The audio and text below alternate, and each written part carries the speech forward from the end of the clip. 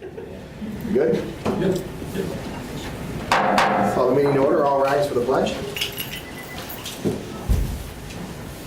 I pledge Allegiance to the flag of the United States of America and to the republic for which it stands, one nation, under God, indivisible, with liberty and justice for all.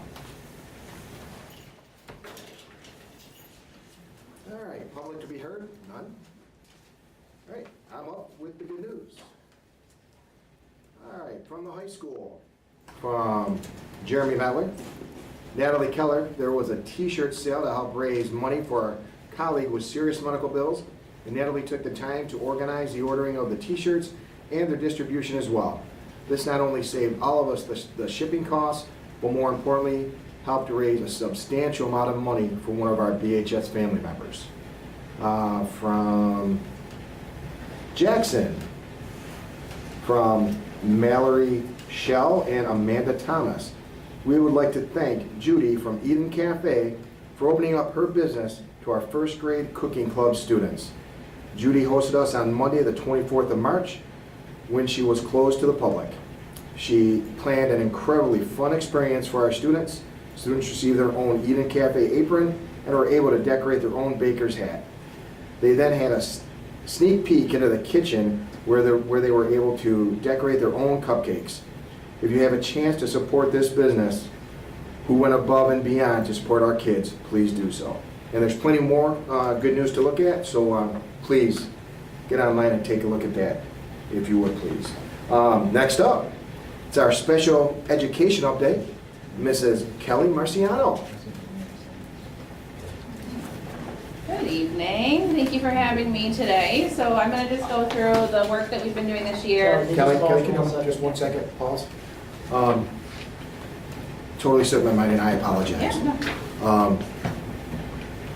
We had a devastating loss last Wednesday. One of our senior students tragically passed away, Dylan Hale. If we could at this time, just have a moment of silence, please.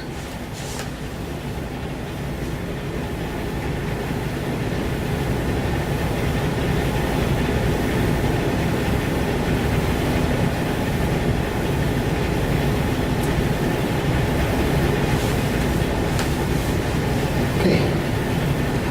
Kelly, now you're up, and I apologize about that. No apology needed. I'll start too with just saying our counselors have done a tremendous job supporting our community and our staff and our students. Some of them came in on Thursday, which was great to open up the school to our students. And then today we had a lot of response, so that was a great way for us to support all of our students who are really struggling with Dylan's loss. So, absolutely. All right.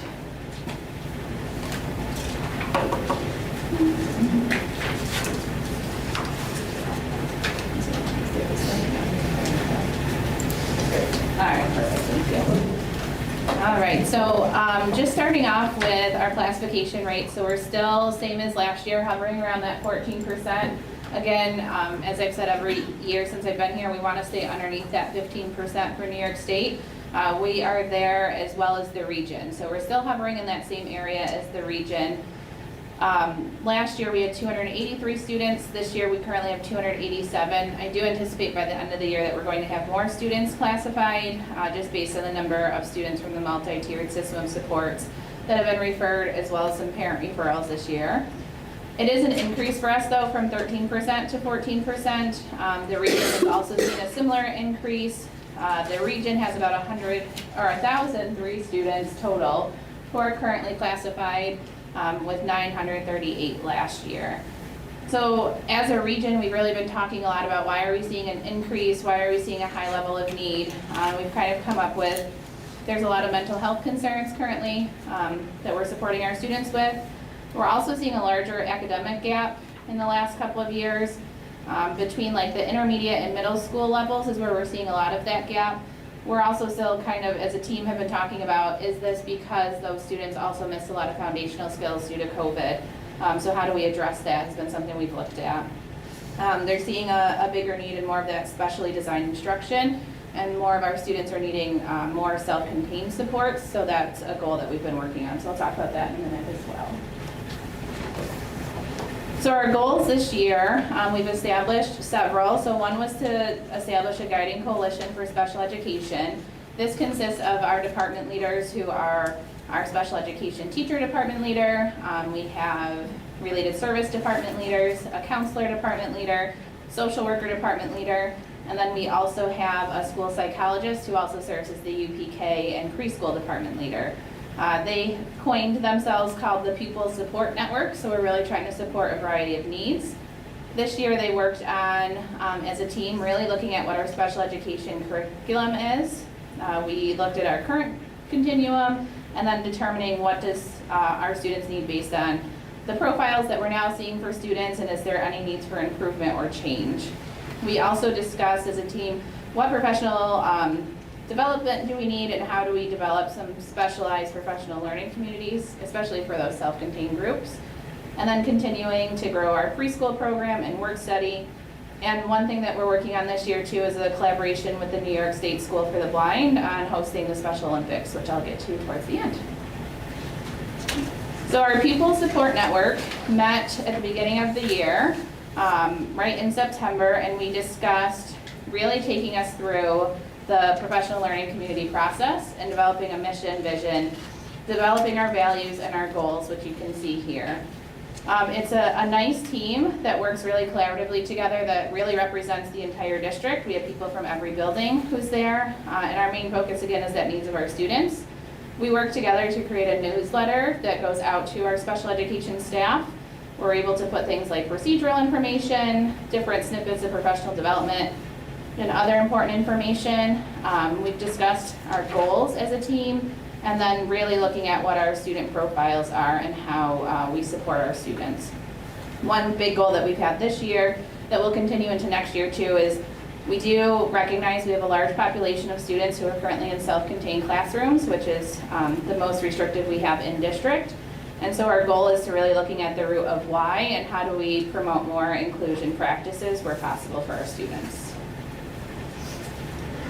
One thing that we noticed as a team too is that our IEP writing was weak and that we did not have enough continuity between each grade level or each building. So we brought in the school improvement team from BCSD, Stephanie Burns, and she helps me develop a professional development on writing IEPs. And this was really a great time for us to get together. We took a half day, we had a morning session and an afternoon session to really build an understanding of how to write the IEPs. Some of our staff, it was great reminders, and some of our staff are newer and really appreciated the time of just building that consistency together. And then determining what's essential in writing IEPs, and then how to write effective goals. One activity that was really fun that we did was we came up with metaphors for writing IEPs. So I put a couple in here. One I really liked was developing an IEP is like a sunflower because when it's implemented, the child will bloom. So I think that kind of shows exactly how our staff view the IEP writing process, which is great. So we've spent a lot of time this year too on professional learning communities, and I know you've heard that from several of the other administrators when they've done their presentations. But a couple of our cohort groups kind of were struggling based on how do they fit in that PLC model.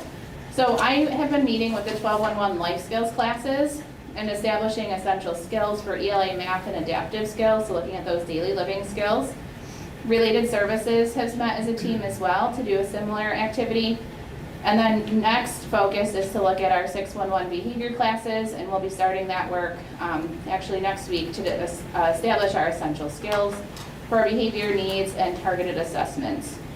Our life skills classes have established norms, a mission and vision, and identified essential skills. So we're actually changing from what the classroom teachers are doing of essential standards, looking at essential skills just because the continuum is across multiple grade levels and not just one in particular. So this is the work our 1211 professional learning team has done.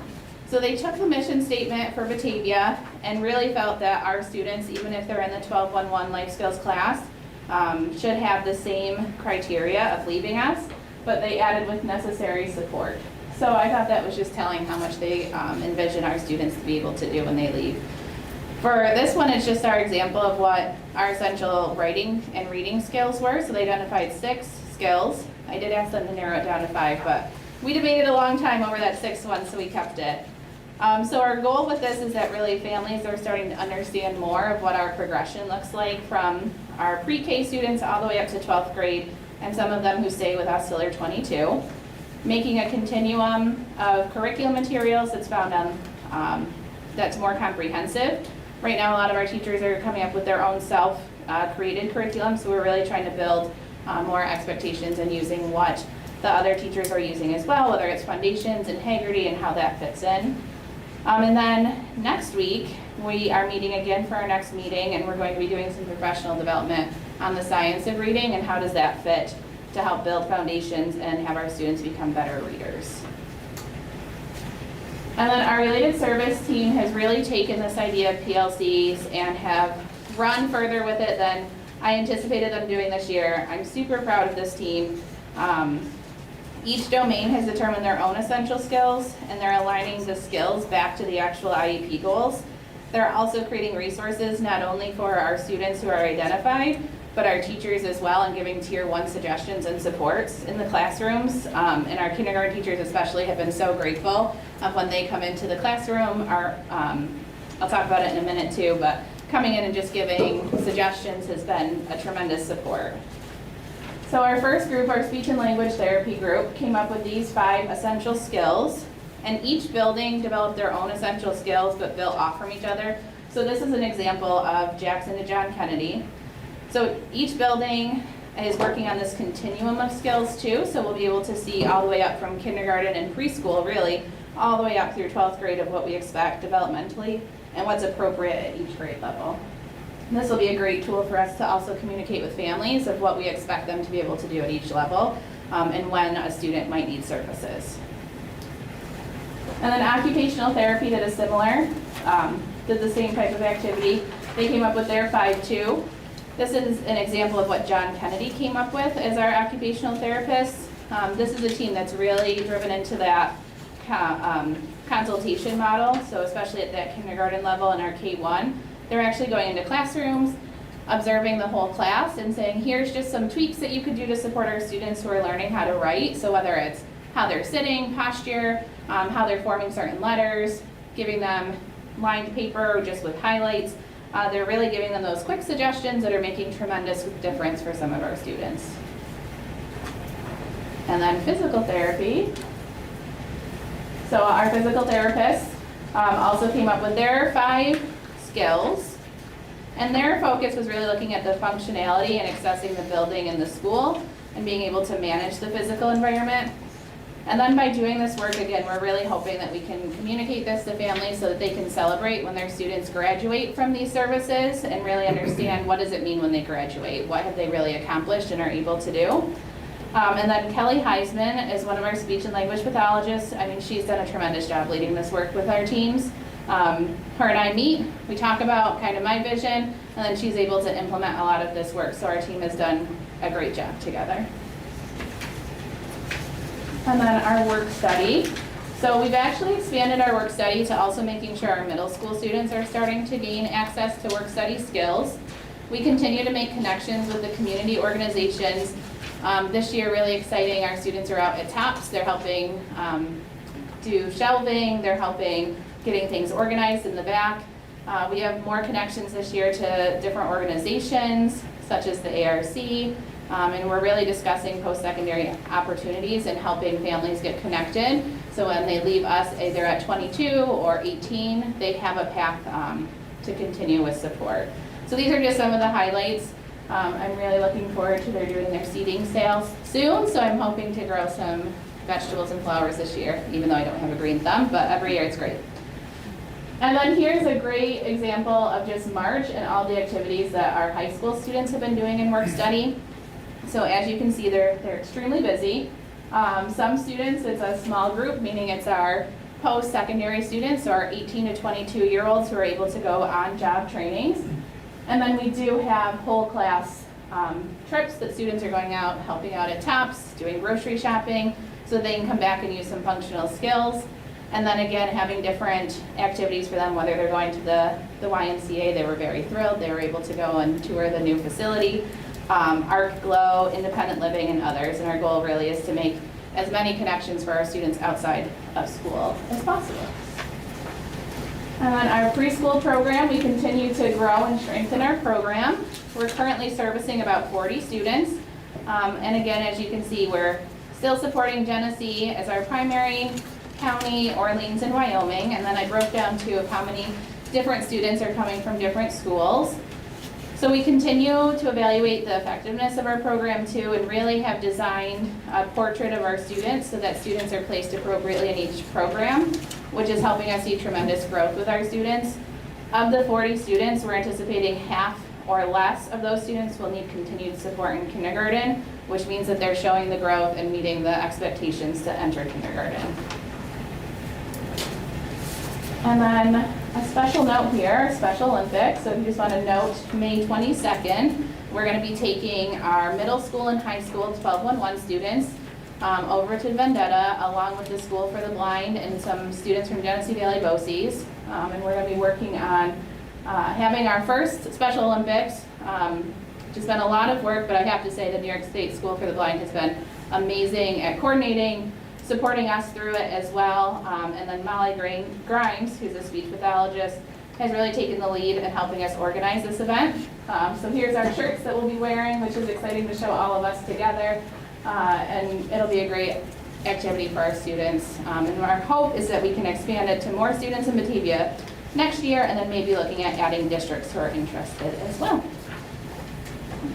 And then continuing focus for next year is looking at continuing those monthly meetings with our People Support Network. And our goal is going to be continuing that development of a portrait, adding more professional learning communities, more professional development around goal writing for IEPs, looking at our professional learning communities for both our 611 teachers, and then also adding in our 1211 who are our multi-age academic teams, and then continue criteria for determining program placements, and looking at our students who need more restricted placements and how do we support them as long in district as possible, and then looking at referral documents for our preschool students to school age. And that's kind of where we're headed for next year. Any questions? I just want to say that we are excited about the Special Olympics coming. Yeah. They had approached me almost a year ago or so. Yeah. And we were just thrilled at the opportunity. So I want to thank them and their leadership. They've been great to work with, and we're looking forward to having it. So you can come by on May 22nd, just for some, from 9 to 1, that'd be great. But we're excited about that. Yeah, hopefully it doesn't rain. We do have a rain date for the 29th, but we're also going to try and potentially start at the School for the Blind and walk to Vendetta with our kids. So it'll be like a little parade. So if you want to join us with that, that'll be great. Quick question. So when you are the students with disabilities, is that just children with IEPs or children with IEPs and 504s? Just IEPs. Okay. And in the beginning, you mentioned we were trying to stay under the 15%. Why is that? So that's what the state wants for us to be able to say that we're servicing our students and that we have targeted tier 1 instruction. So when we start to look at more than 15%, we start to say, is something not working at tier 1? Are we not meeting the needs of all of our students? So that kind of gives us that critical eye to say, something's not working right, we need to go back and reflect at tier 1 and tier 2. Okay. Thank you. Yeah, of course. Can you explain to me exactly what goes into an IEP? I've never seen one. Yeah, so they're a pretty extensive document, but we start off with what's called the present levels of education performance. So we look at a student's academic performance, then their social performance, and their physical performance. And then from there, we align all of that to what's called management needs, which can be not just behavior, it's also like the academic needs. So really you should be seeing this continuous thread throughout the IEP. So you see their present levels, what do they need to be successful, and then we align that to goals for them. And then how do we reach those is based on the accommodations that we give them. So whether it's they need preferential seating, they need to sit near the instructor, or they need text read to them, and then testing accommodations. And I always tell everyone, like, our goal is not to give them the Cadillac, right? We're not trying to make it better or that they can do better than everyone. We're just trying to give them the level playing field. And if you can get that, you know, I drive a Jeep, that's pretty middle of the road car. If you can get that there in a Jeep, great, you don't need the Cadillac, but that's our goal, is to get them level playing field. And that changes every year? Yeah, so we update it every year based on their current profile and what they need. And then we hold an annual review every year to talk about what progresses they've made on the goals, what do they need next year to be successful. And hopefully, you know, some students we declassify, and that's always a celebration. It's hard for some parents though, because it's been like this thing that they've held on to, and we're like, no, your child is doing really great. This is a great thing for them. And with a declassification, there's also a declassification plan, so we still keep them on our radar. And can I ask how many 8 to 20-year-olds are serviced by this district? 18 to 22-year-olds are. Yeah, the So, older. yeah. So right now we have about 6 in that, and next year we'll have 7. Yeah. Which is, I mean, the state changed it from 21 to 22, and we've only had one student who stayed from 21 to 22 this past year. Once they turn 22, they have to exit. So the day before her birthday, we had a little celebration. We have one student who will exit us in November. But yeah, I mean, we're all sad to see that one go. But I mean, we're sad to see him all go. But he's done a great job. Yeah. Any other questions? I just want to say, I think it's fantastic, just like Jason was saying about the Special Olympics. Yeah. Being from Jamestown, it's a annual thing. Like, I'm sure we're going to make it up here. Yes. And I had the pleasure last year of being there for my stepson Brady, who Yeah. goes there. And he's been involved in it for a number of years. And let me tell you, it's a celebration, not just it's a fantastic thing. So if you guys can make it to see it, Yeah. it's an awesome thing. It was a huge thing. The previous district I was in is in Wayne County, and it was a huge thing for us. All the schools came together. We rotated on who hosted it, but it's such a celebration, and we had a parade of our athletes through the school after when they came back, and it really is just such a great opportunity for them. And the Special Olympics have been wonderful to work with and are happy to help us in any way. So I'm excited to hopefully keep growing it. Yeah. The other piece that's nice too, that's kind of tied into that is our unified bowling team. That's fantastic. I always go Yes. there. It's one of those matches a year. And it's just a fantastic afternoon, a lot of enthusiasm, Yes. a lot of dedication, a lot of fun. So Yes. that kind of speaks to the Special Olympics side of it as well too. Absolutely. Having a tough day and there's a unified bowling match that night. You go there, your day is so much better. So yeah. All right, any other questions? Kelly, thank you very much. Yeah, thank you.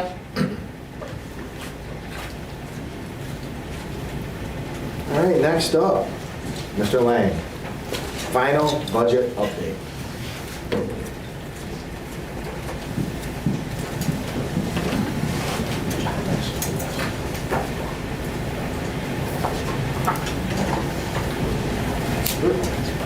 All right, so we've come to the final budget presentation during our budget development season here for the 25-26 school year budget.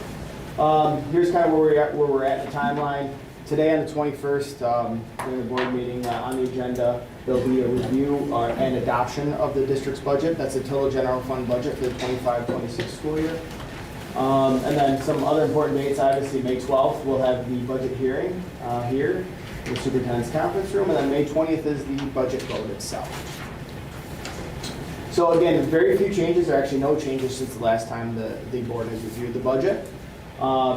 So in regards on the revenue side of the budget, state sources are still projecting about a 7.5% increase. The real property taxes include the 2.2% increase in the tax levy. So that's showing here as revenue as well. Appropriated fund balance has been decreased in alignment with the district's long-range financial plan. And then other revenue has been adjusted based on previous years and anticipated receipts for the 25-26 school year. So in total, we're showing a $63,310,108 in total revenue, estimated revenue for the 25-26 school year. And so what does that look like in the tax levy? So again, no changes from the previous presentation. And again, I just want to say for the purpose of this example, I assumed no changes to assessments and no changes to equalization rates. So if overall assessments increase, then that would drive the tax rate down. So this is kind of we're hoping the worst case scenario. So included in the tax levy, there would be about an increase of almost 35 cents per thousand in regards to a tax rate. So again, for a home valued at $200,000, that would be about a $69.80 increase from year to year, and then $100,000 would be obviously $34.90. So when looking at the total revenue side of the budget, we break it up into the major components. The lion's share is state sources, which is our state aid. One thing to note about state aid as of right now, we do not have an enacted budget. So the legislature has put together an extender. So at this point, the state has not approved the governor's state aid figures at this point. So what we've included in our state sources, the revenue side of the budget, is the governor's proposal. So we're really hopeful that the legislature enacts a budget that at least meets the needs of the governor's proposed budget. Other sources of revenue, obviously, our tax levy is 33%, and then appropriated fund balance is down to around 6%, and then other revenue is about 5%. On the expenditure side of the budget, again, nothing has changed since the last presentation. 2.3% increase in general support. We have a little over 5% increase in instruction. One thing to note, obviously, instruction in regards to the total dollar change, that's the largest amount of dollar change, as we talked about. The major driver between that is salary and benefits for our instructional staff. Transportation, we are showing an increase in transportation. Again, as you can see from the note below, as we've talked about in previous presentations, the district has to rebid our outplacement special education transportation, both for school year and summer. So we anticipate an adjustment to the rates, and as a result, we're showing close to a 10% increase in transportation costs from year to year. We have yet to know that. Those contracts will be bid, but we won't award them until after the budget will be voted on.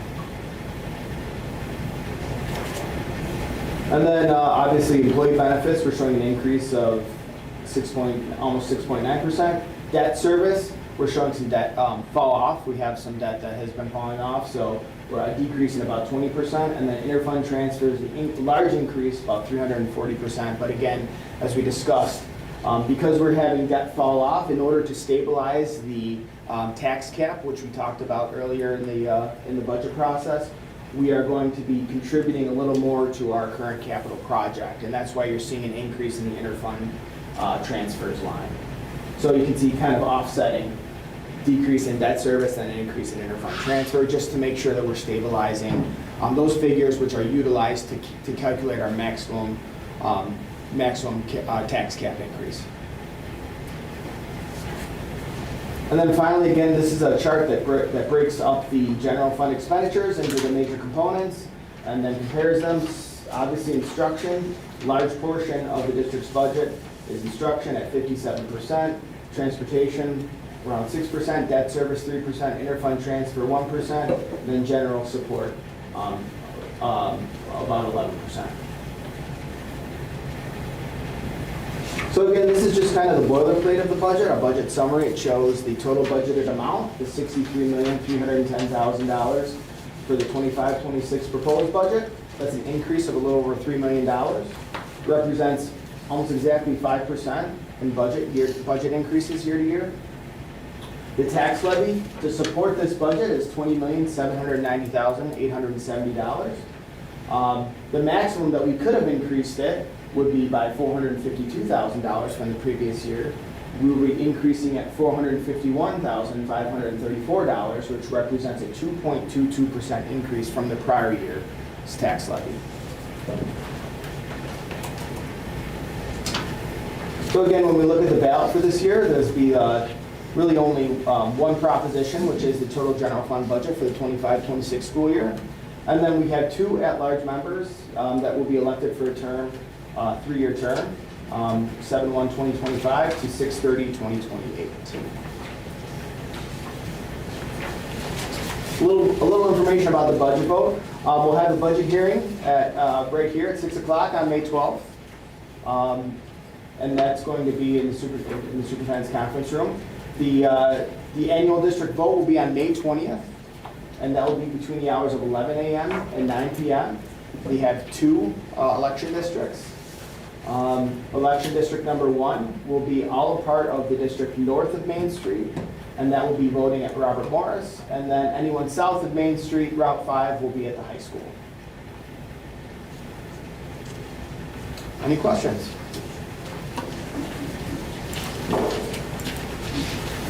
None? Thank you. Thanks, Edie. All right.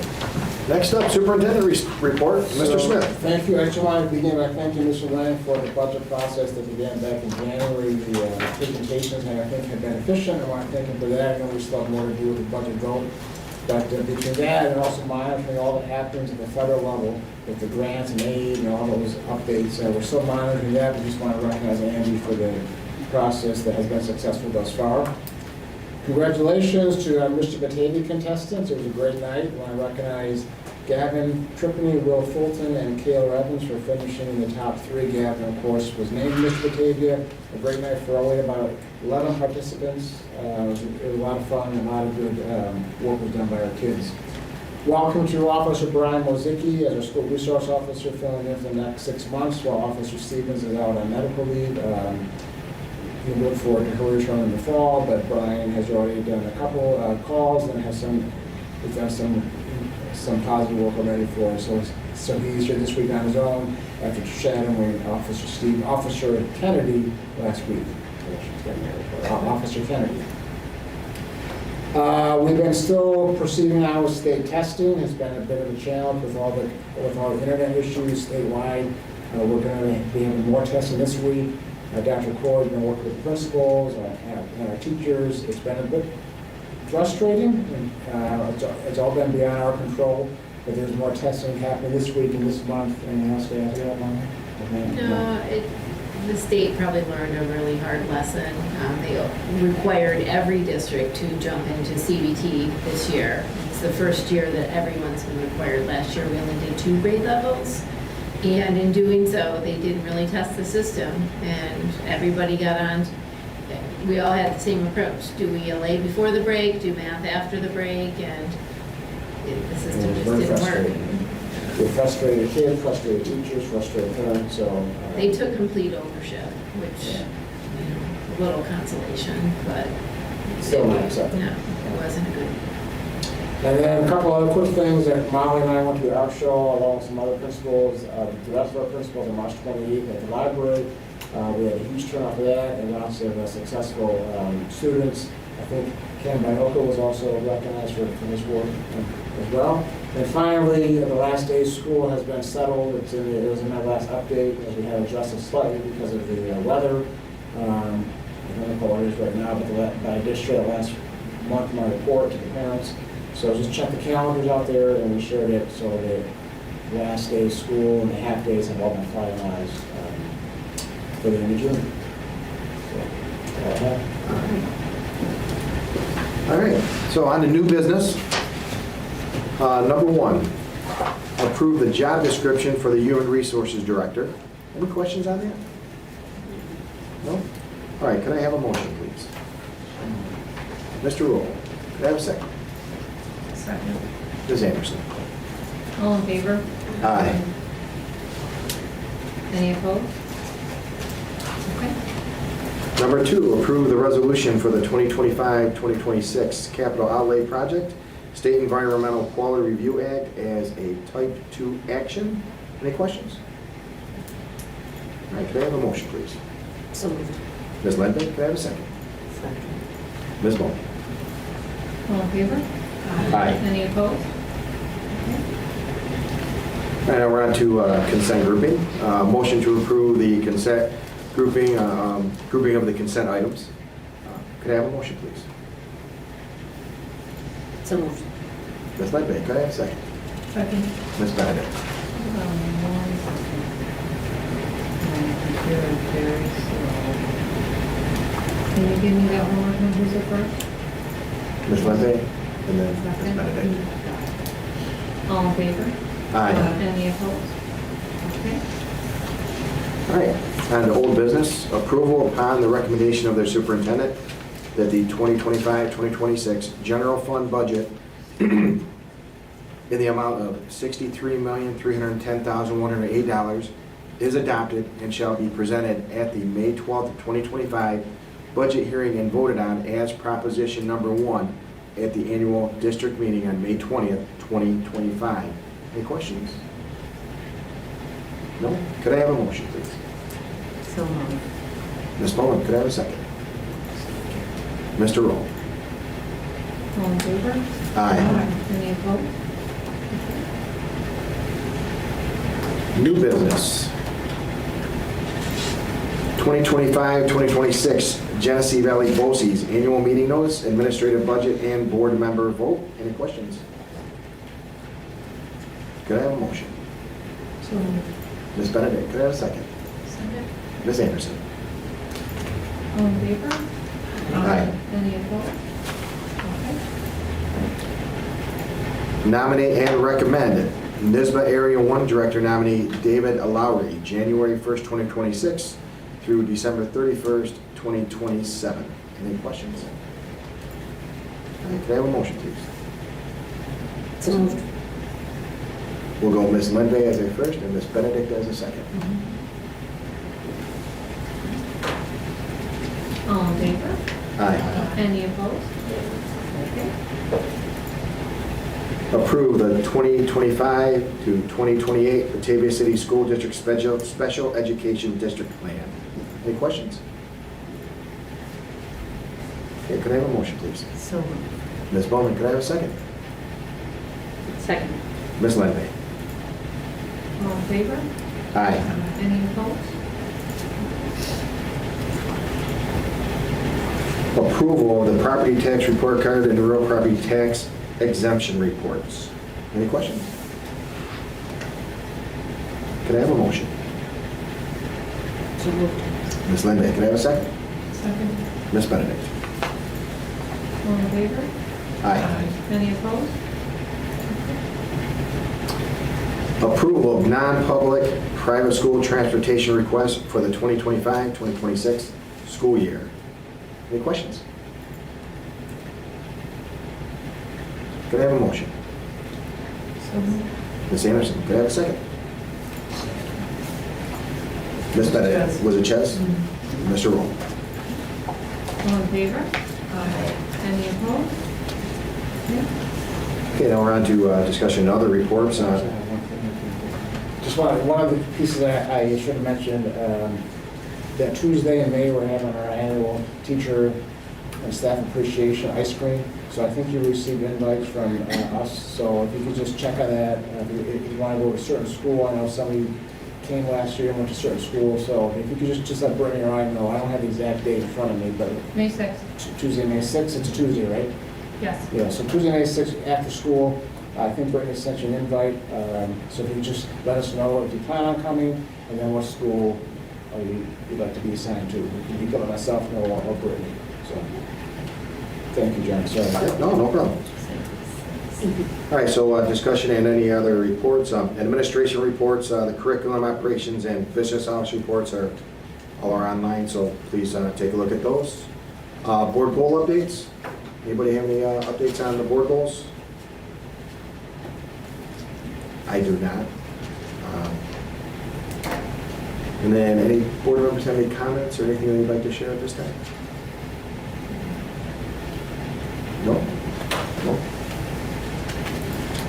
All right. Need a motion to adjourn the meeting. Can I have a motion? So moved. Mr. Regal would be a first. Ms. Lindvay would be a second. All in favor? Aye.